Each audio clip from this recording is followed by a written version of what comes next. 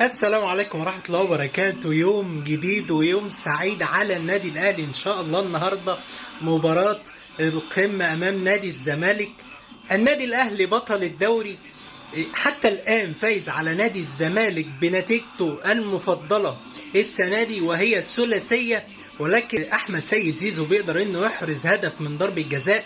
يعني بصراحة ما كانش ليها لازمة، الكرة كانت بعيدة عن زيزو، ولكن أليو ديانج دفع زيزو بإيده الشمال. ولكن يعني النادي الأهلي لم ينتظر إلا دقيقة واحدة أو دقيقة ونص عشان حسين الشحات يدي قنبلة دانا في الزاوية القريبة لمحمد صبحي، اللي مش في مستواه النهارده. بصراحة في حاجة غريبة في محمد صبحي النهارده، بيقبل أول أهداف اللقاء في الدقيقة 2 أو 1.5، وفي قبل نهاية الشوط برضه حسين الشحات يعني يطلق قذيفة مدوية بتاخد ايد محمد صبحي وتخش جون.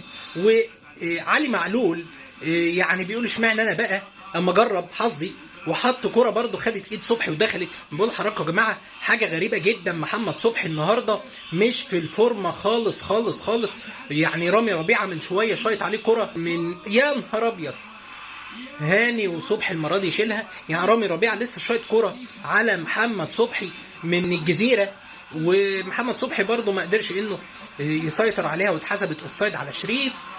مباراه حلوه، ولكن اوسوريو كتب شهاده وفاته بايده. يعني اوسوريو ازاي انت كمدرب عالمي بتلعب من غير ديفندر، بتلعب قصاد النادي الاهلي باثنين ديفندرات، احمد سيد زيزو واحمد فتوح اللي هو اصلا مركزه باك شمال وسط الملعب. النادي الاهلي سيطر في الشوط الاول بالطول والعرض على نص الملعب، وقدر انه يمتلك زمام الامور ويحرز 3 أهداف في الشوط الاول عشان خلاص يعني المباراة انتهى يا باشا. الاهلي مش فيتشر عشان تخسر وبعدين ترجع تعدل في التشكيل وترجع تقدر ان انت تعود على النادي الاهلي. طبعا النادي الاهلي في الشوط الثاني قدم التزام تكتيكي ودفاعي وبدا ان هو يلعب على الهجمه المرتده، ولكن كان في استهتار من محمد عبد المنعم في الشوط الاول شويه، ادى الى كوره من ابراهيم انداي، ولكن لولا طلوع الشناوي طبعا لحقها. كره ثانيه كانت تسديده من احمد سيد زيزو كالعاده، يعني جت في العارضه مش حوار، يعني دي العارضه بتاع كل ماتش بتاعت احمد سيد زيزو. ولكن ما ننساش الكره برده بتاعت محمد مجدي قفشه اللي راحت في العارضه كانت خطيره جدا. مجمل اللقاء النادي الاهلي قدر يعمل اللي هو عاوزه وخد اللي هو عاوزه من اللقاء، بغض النظر عن غياب مروان عطيه، بغض النظر عن اصابه عمرو السوليه. ولكن نص ملعب النادي الاهلي اليو ديانج عمل ماتش كويس جدا. محمد فخري بصراحه عمل ماتش كويس جدا، ولكن كان مخضوض شويه في الشوط الاول، ولكن قدر انه يفسد اكتر من هجمه لنادي الزمالك. محمد مجدي قفشه النهارده غير عامل ماتش كويس جدا، عامل ماتش حلو جدا. نادي الاهلي تسيد اللقاء وتسيد الدوري، وقدر انه لحد الان الدقيقه 93 متفوق على نادي الزمالك ب3 أهداف مقابل هدف. حاجه تفرح النادي الاهلي، حاجه تفرح يا جماعه. يعني بالمناسبه خلاص طبعا احنا قلنا في الفيديو اللي فات ان امام عاشور مضى، ولكن كان عندنا برضو شويه معلومات نقدر ان احنا نصححها. ومضى ب3 مليون ومضى 5 سنين مش 4 سنين. والهدف الرابع احنا لسه بنتكلم محمد شريف والهدف الرابع. لا شريف يعني قعدوه طول الموسم يا جماعه ولعبوه الماتش ده، ما تعملوش اي حاجه تانية. قعدوه طول الموسم ولعبوه الماتش ده، والهدف الرابع رباعيه للنادي الاهلي امام نادي الزمالك. واحنا بنتكلم على صفقه امام عاشور، النادي الاهلي بيقدر انه يتفوق يا جماعه. قعدوا محمد شريف الموسم كله ونزلوه الماتش ده، لعبوه الماتش ده، بس هيجيب جول. هي كده، هو في لعيبه بتوع قمه وفي لعيبه كعبها عالي على الانديه يا جماعه. الموضوع انتهى.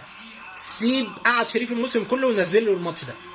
حلوه اسيست اليو ديانج، هدف رائع. انا مش هتكلم معاك في اي حاجه ولا هقول لك اي حاجه.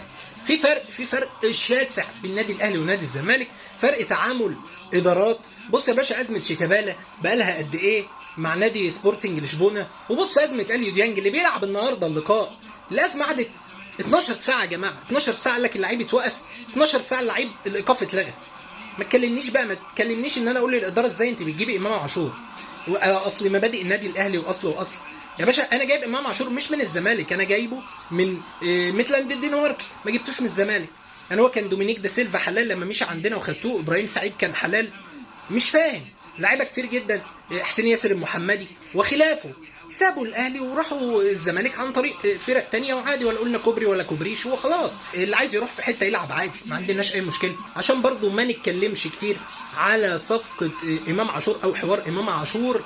يا جماعه النادي الاهلي يتسيد القمه ويتسيد الدوري، ولا كلام بعد اليوم خلاص. ويصفر الحكم محمود البنا اللي ادى مباراه على اكمل وجه عشان يفوز النادي الاهلي برباعيه على نادي الزمالك مقابل هدف وحيد.